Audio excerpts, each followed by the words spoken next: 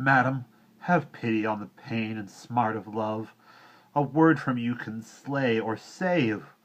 Would God your little feet stood on my grave, there is no time to say what I would say. Have mercy, sweetheart, chase me not away. She looked at him with closer scrutiny, and answered, Are you saying this to me? Can you intend it? Never, she said. Till now had I suspected that what you avow. But by the Lord that gave me soul and life, I never mean to prove a faithless wife, in word or deed, if I can compass it. I will be his to whom I have been knit. Take that for final answer as for me. But after that she added playfully, And yet, Aurelius, by the Lord above, I might perhaps vouchsafe to be your love, since I perceive you groan so piteously. But look, on the day the coasts of Brittany are stone by stone cleared of these hateful rocks by you, so that no ship or vessel docks in danger, when I say you clear the coast, so clear there's not a single stone to boast, I'll love you more than any man on earth, accept my word in truth for all it's worth. Is there no other way than this? Said he. No, by the Lord, she said, that fashioned me, for it will never happen, that you know. So clear your heart of fancies, let it go. How can a man find daintiness in life, who goes about to love another's wife, that can enjoy her body when he pleases? Aurelius sighed again. The long uneases of lover's woe returned on hearing this, and he replied with sorrowing emphasis, Madam, it is impossible to do, so I must die a horrible death for you. And on that word he turned and went away. Her other many friends came up to play and wander with her through the leafy walk of alleys, pleached, but of her lover's talk.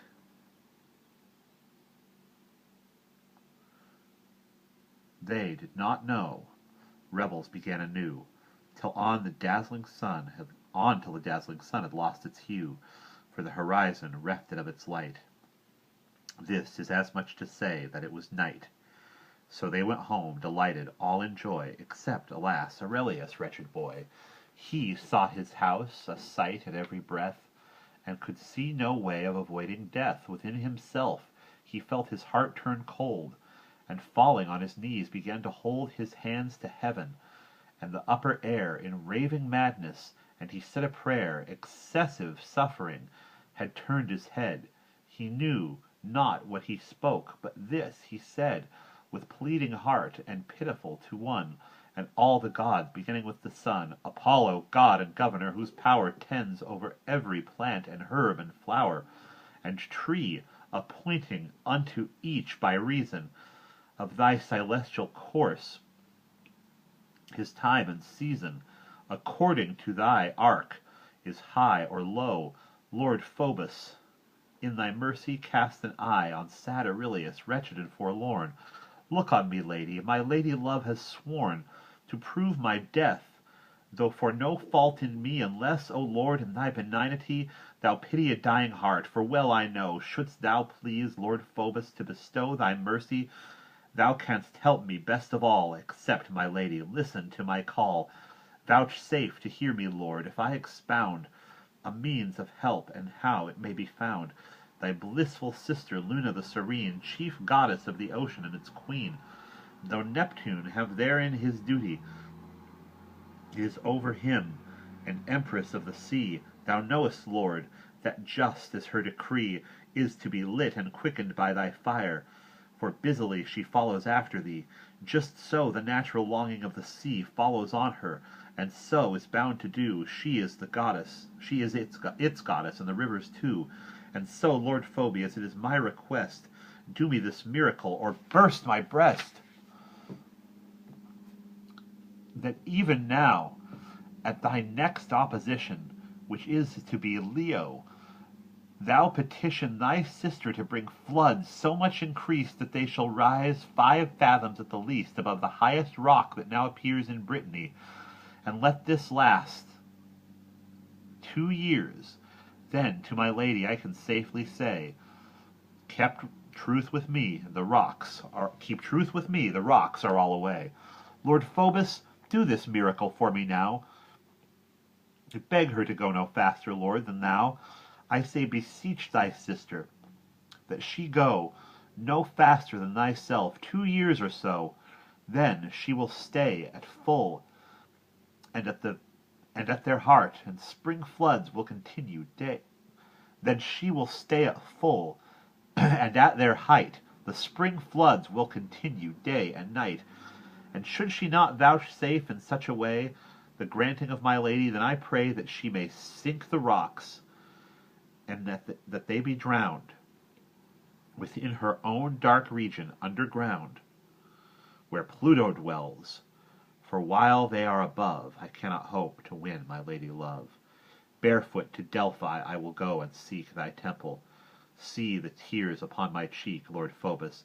Have compassion, grant my boon. And on the word he fell into a swoon, and long he lay upon the ground in trance.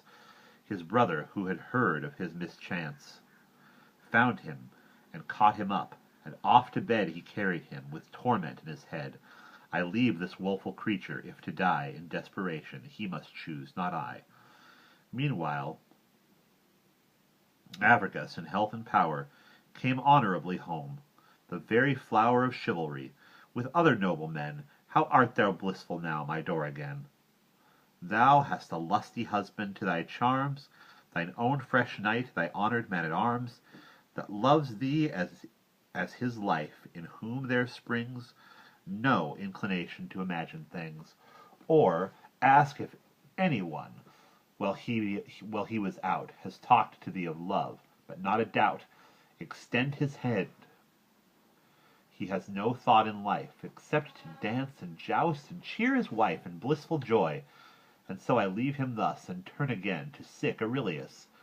In furious torment languishing away 2 years and more, wretched Aurelius lay, scarce with the strength to put his foot to ground. No comfort during all that time he found, save in his brother, who was a learned man, and privy to his grief since it began. For to no other could Aurelius dare ever to say a word of his affair. More secretly he guarded his idea than ever did Pamphius for Galatea.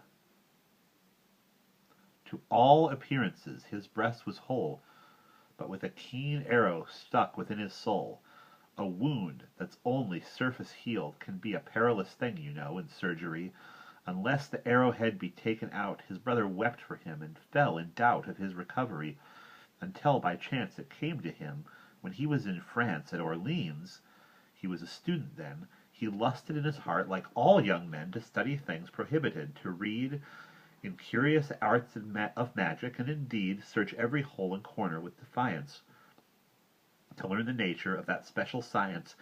And he remembered how he took a look one morning in his study at a book on natural magic, which it chanced he saw, because a friend, then bachelor at law, thought destined later to another trade, had hidden in his desk.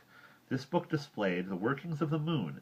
There were explanations in detail on the 28 mansions belonging to her.